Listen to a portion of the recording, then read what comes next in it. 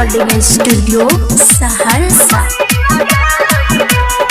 छौरी देला कैसी गनला छौरा के मन भई भागेलै रे। छौरी देला कैसी गनला छौरा के मन भई भागेलै रे। पकड़ के छौरी छौरा बचाई भागेलै रे। हा हा हा पकड़ के छौरी छौरा चहई भागेलै रे।